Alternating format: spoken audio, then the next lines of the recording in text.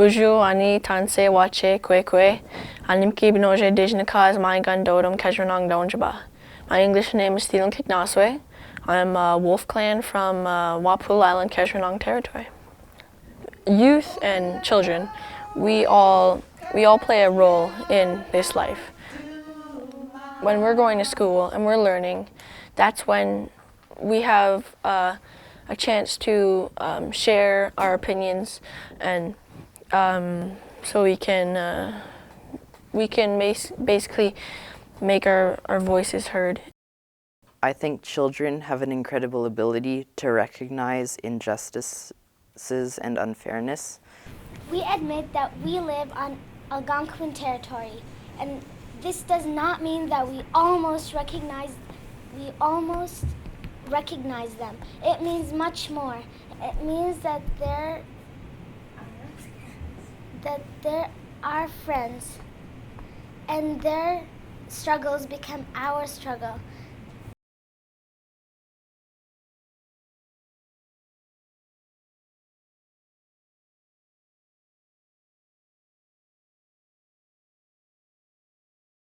I don't think there is a more powerful way to learn than to teach others. How old were you when you first learned about Indian residential schools? I was 30.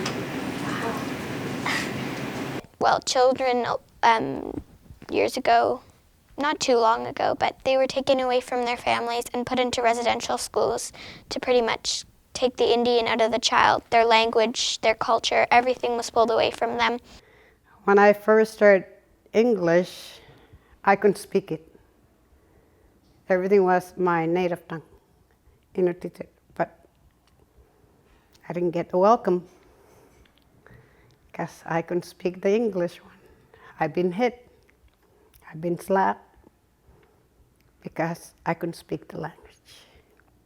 I know that my grandma went to residential schools, and she taught me that there was rats in some of the residential schools, and diseases, a lot of diseases. And she was one of the ones that survived. When I left 8 years old, I never saw my parents for a long time. Yeah.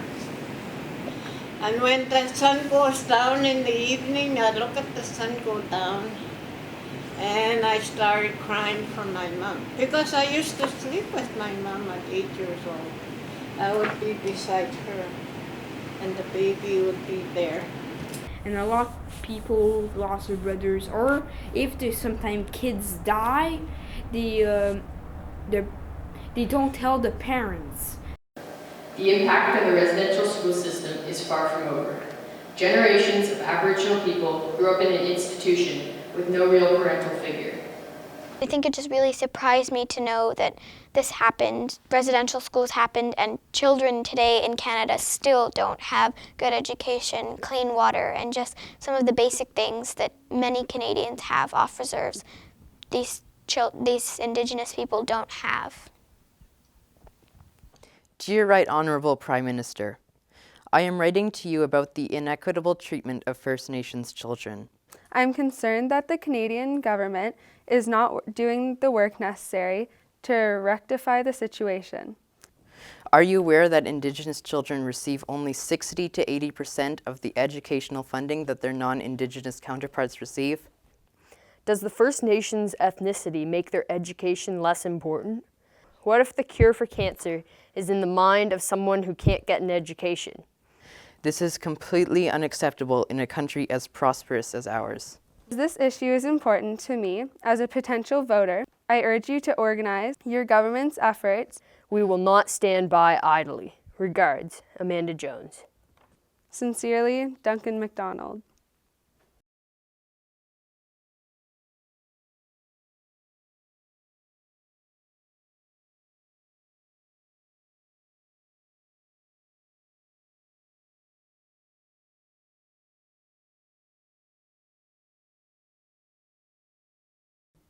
Shannon's Dream was a movement created by a girl named Shannon Kustashin in grade 8. where her school wasn't a school, it was a portable. She wanted to have a good school and a good education up on reserves because there was an oil spill and the government had promised for years to give them a new school, so they temporarily gave them portables, and so they were getting their education in portables. But those portables were left up for years, and in the harsh northern conditions, there became cracks under the doors and mice infestations. And she wanted it to change, so instead of going to Niagara Falls, she went to Parliament Hill to tell them that she needed a new school. And the MP said no to her, so from there on, she vowed to get a school and work as hard as she could to get one. Where did it go wrong? I'd really like to know. Why did it take so long to learn to let things go? I say now, but they say later. I say this life, I'm motivated. I'm reaching for the stars. I'm trying to make it. Shannon's dreamed of being a lawyer when she grew up and needed a proper education to achieve this goal. She took a big step and moved to Timmins with her older sister to start high school. Shannon was sad that she had to leave her community, but felt it was her only option for her future. On June 1st, 2010, Shannon was killed in a car accident, traveling back home to Ottawa, Wisconsin. So she wanted to have a new school, but when she was gonna turn 15, I think, she died in a car accident, but her dream came true. Other people knew that it was her dream.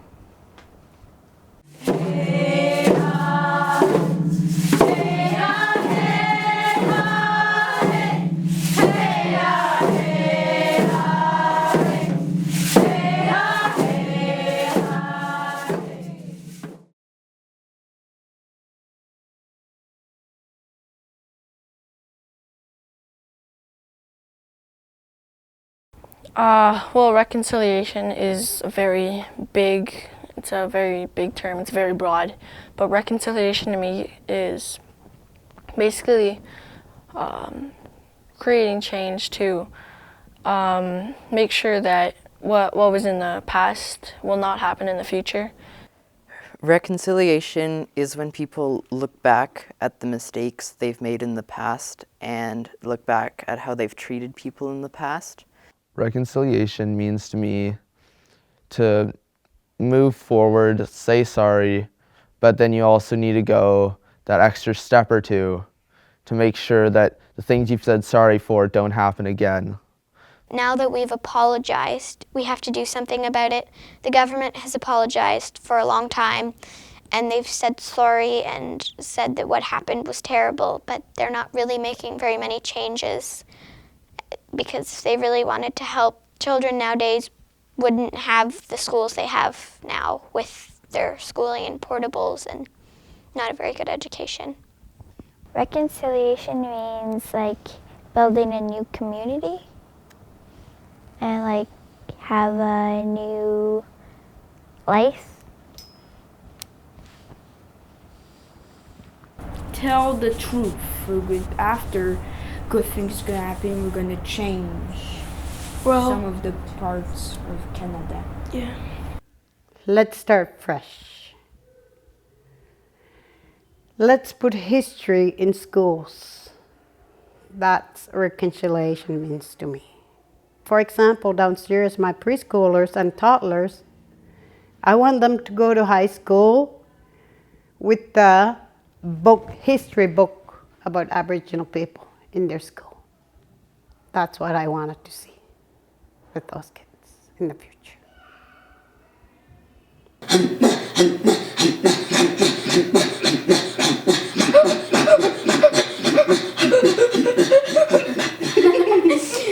Hi, my name is Samantha Metcalf, and I'm 11 years old, and I'm in grade 6. Hello, my name is Kaylin de Grandpre, and I am 11 years old, and I am from here. My grandpa, his name's Sam, I'm named after him. He went to residential schools. So that's why my dad actually didn't learn about the Inuit culture. And that's how, because Dad wants us to know about the Inuit culture, and that's why he's proud of me of doing throat singing. So now I get the chance to actually throat sing and learn about my culture.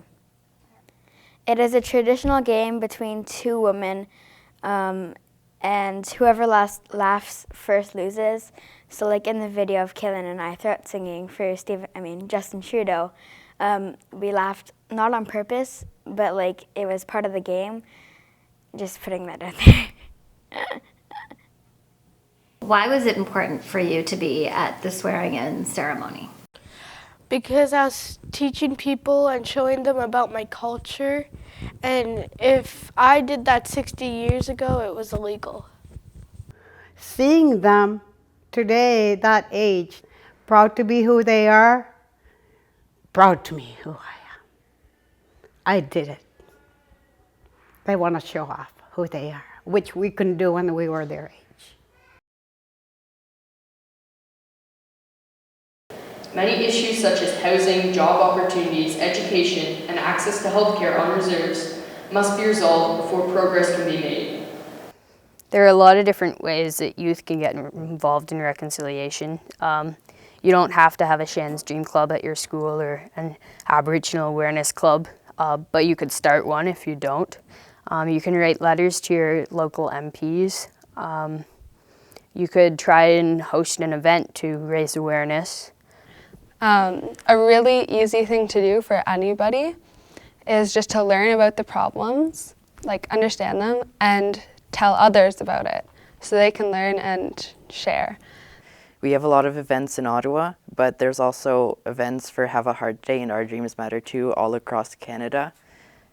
So Have a Heart Day is usually in February. It's also really cold most of the time, but it's where students from all schools, where they come together, they are saying poems and quotes and stuff about how each person has a voice and how everyone's voice matters.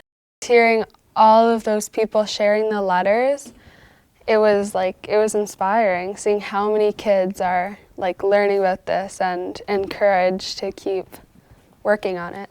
Children's opinions and voices are just as valid as anyone else's, and I think sometimes adults actually listen better to younger people than to other adults. When we share our ideas with other people, that's when basically we are connected to each other. Sometimes you may be working very hard and it seems like you're not actually making very much of a difference, and it can be really frustrating when there aren't a lot of changes in the state of the treatment of Indigenous people in Canada. But really the important part is to persevere and keep working. If we stop now, then these children will never get what they're asking for. The more people we have involved, together we can make a difference. You will never let me go. You will never let me go. There's no place like my hometown. When I leave this place, feels like I'm going down. No other space that can give me a frown, and at the same time a smile. It's been a long while that I've seen a sunny day. Hey, what can I say? This is the race that I love the most. The family showing love and You are part of history.